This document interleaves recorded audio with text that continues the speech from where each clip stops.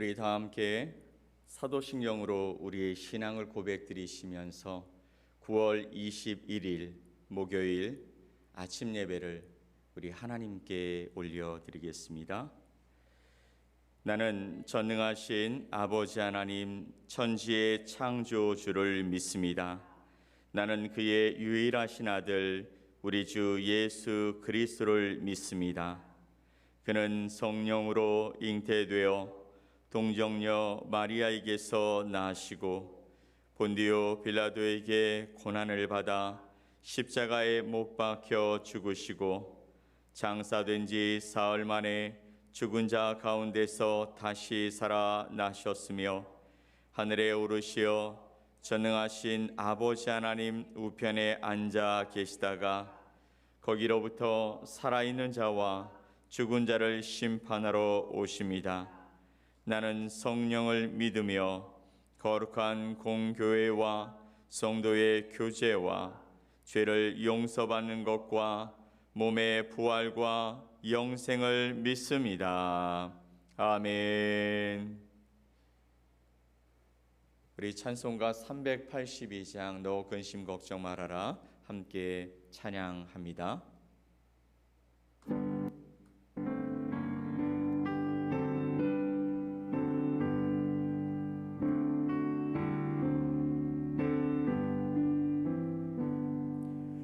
너 근심 걱정 말아라 주 너를 지키리 주 날개 밑에 거하라 주 너를 지키리 주 너를 지키리 아무 때나 어디서나 주 너를 지키리 늘 지켜주시리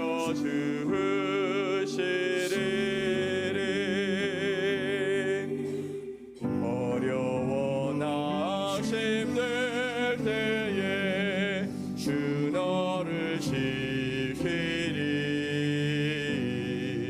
위험한 일을 당할 때 주 너를 지키리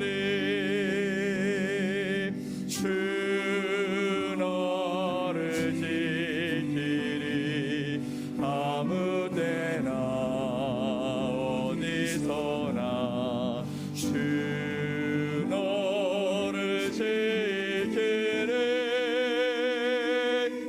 늘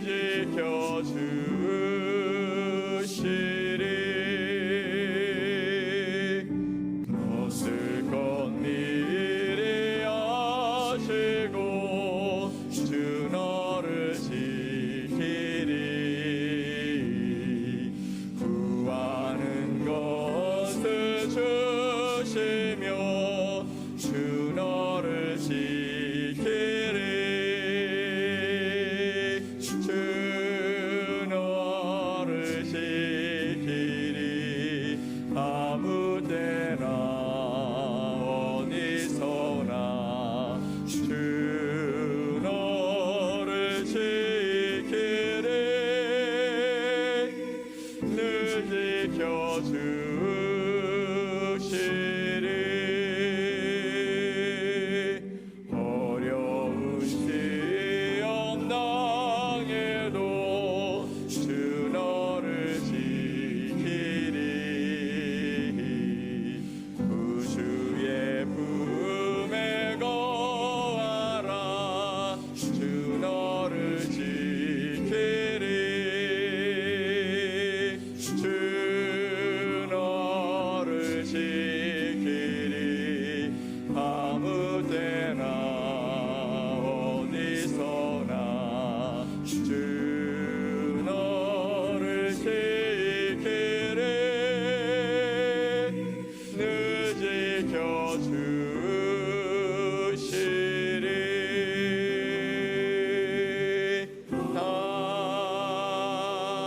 아멘.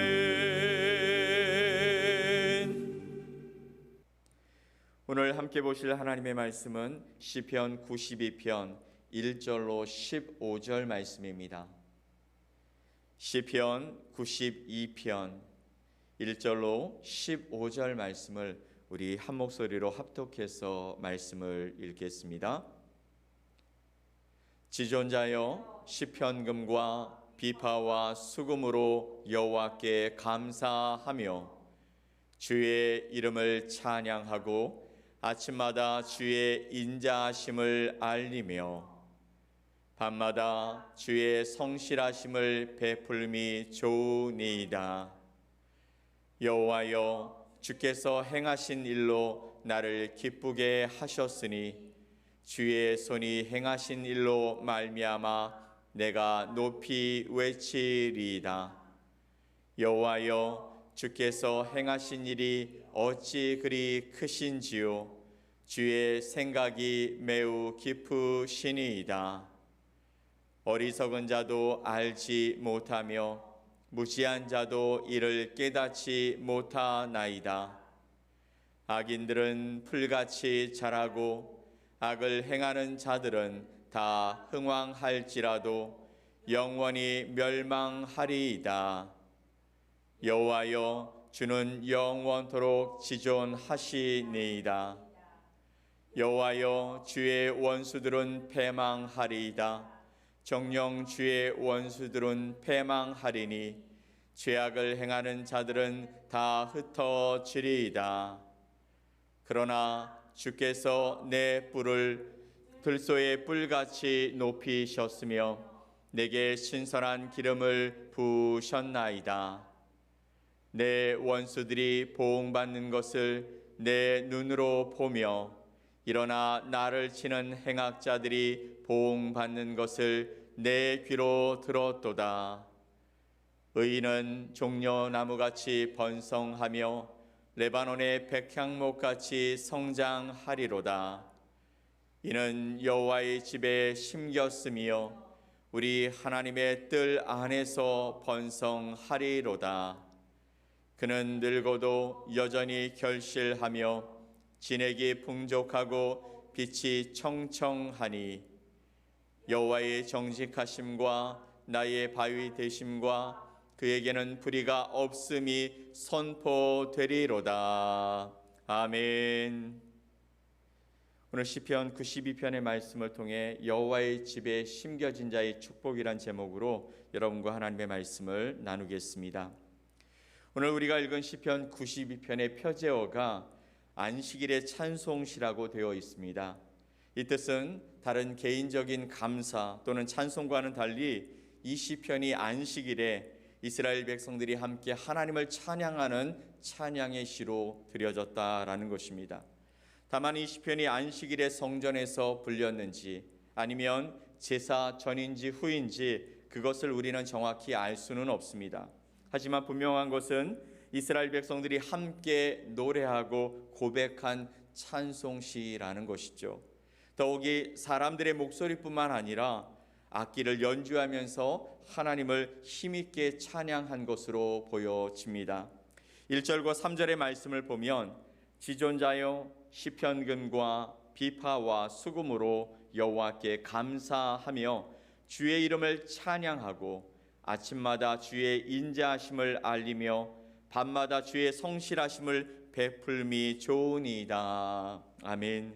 이른바 10줄 현악기와 또 비파와 수금의 가락에 맞추어서 하나님의 이름을 노래하는 것이 얼마나 좋은지, 아침에는 주의 인자하심을 찬양하고 밤에는 주님의 신실하심을 알리는 것이 정말 행복하다라고 시인은 고백하고 있는 것입니다. 그렇게 온 악기를 동원해서 이스라엘 백성들이 하나님을 찬양하는 모습을 상상해 보면 얼마나 멋지고 웅장하고 감격스러운 모습일까요? 올해 5월과 9월에 필리핀에 있는 한인교회 협의회 목사님들과 사모님들이 세미나로 모였었습니다. 함께 예배 드리면서 얼마나 뜨겁게 찬양했는지 모릅니다. 비록 시편금과 비파와 수금 등의 각종 악기는 없었지만 하나님이 주신 육신을 가지고 힘을 다해 중심을 다해 우리의 마음을 다해 찬양할 때 하나님의 은혜가 충만하게 임했고 그것을 경험했었습니다.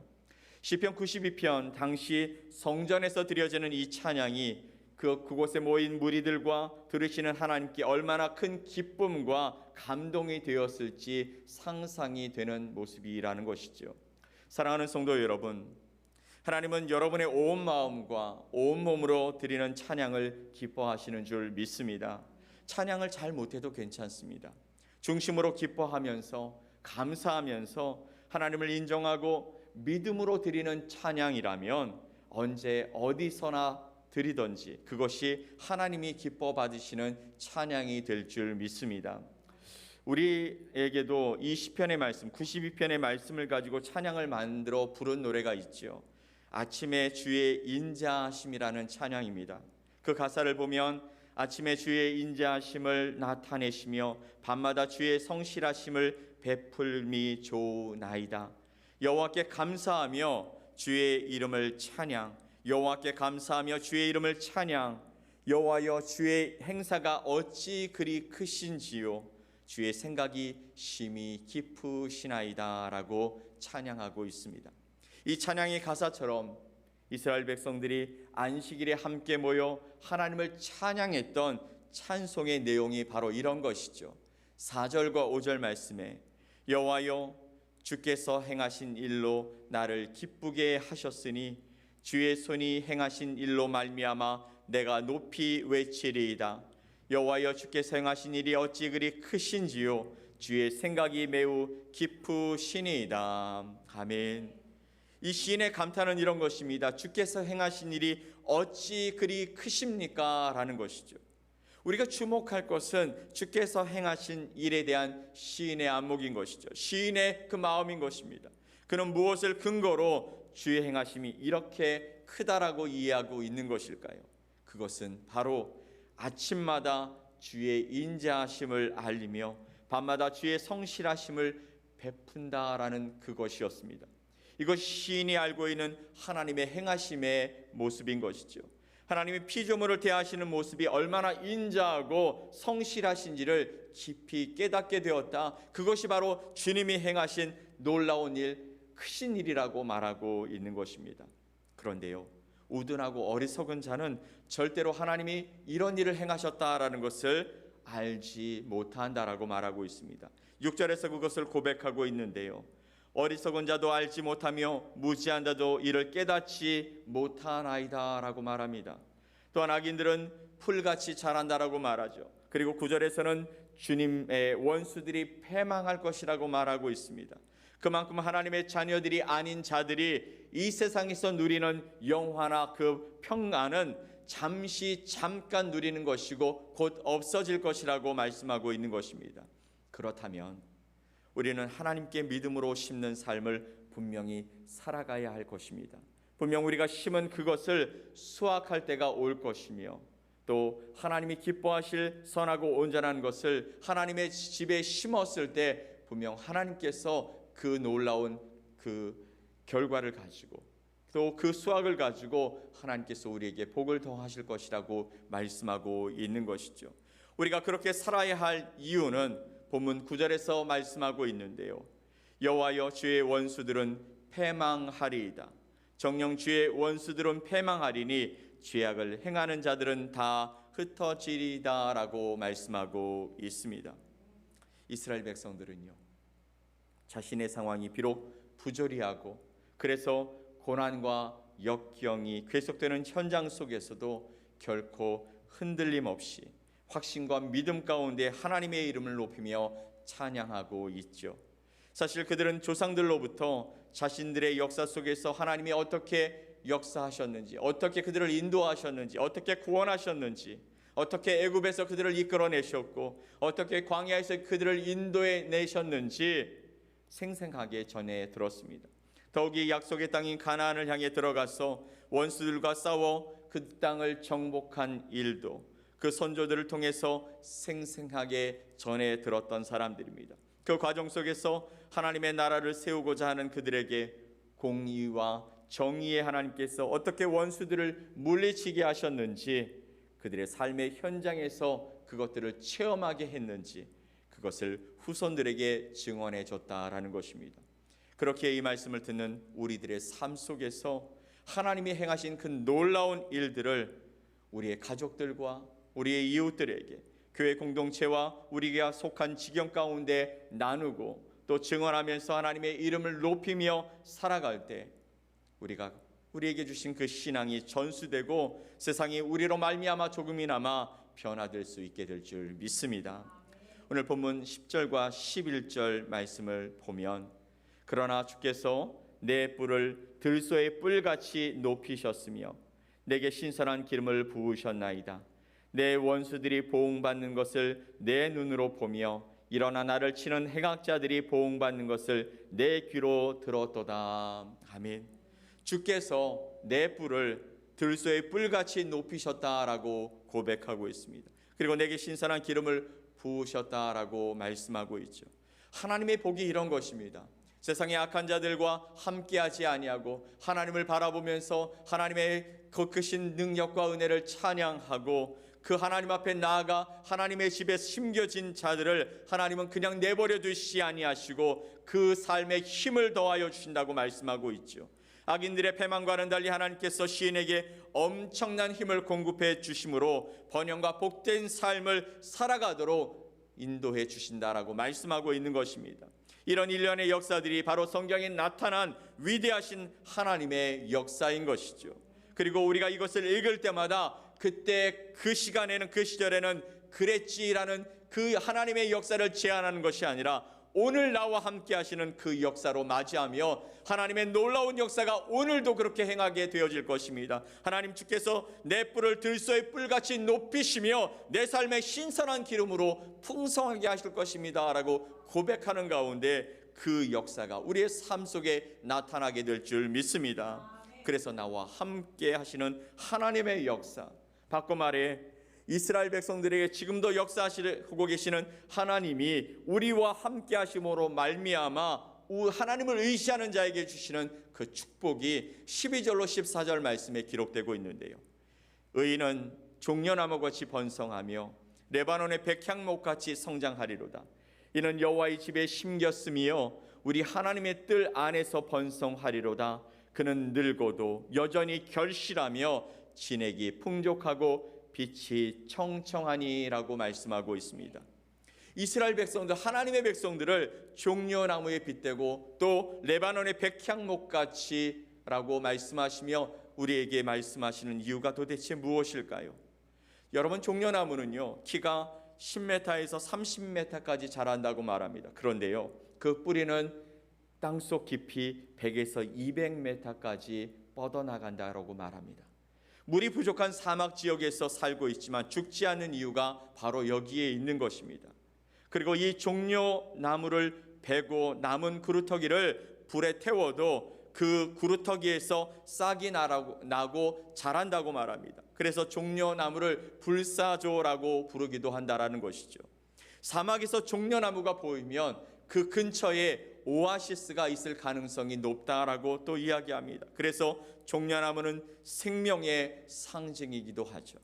이런 특징 때문에 종려나무는 유대인들에게 승리와 부활을 상징하고 있습니다. 예수님께서 마지막 예루살렘에 들어가실 때 이스라엘 백성들이 예수님을 환영하면서 종려나무가지를 땅에 꺾어 내어드리면서 호산나 다윗의 이름으로 오시는 이여 우리를 구원하소서라고 고백했던 것이 바로 이런 의미를 가지고 있는 것입니다. 그리고 레바논의 백향목은 삼나무과의 나무로서 해발 2000에서 3000m에서 자라는, 그리고 높이가 40m나 되고 지름이 3m나 되는 그런 나무라고 이야기합니다.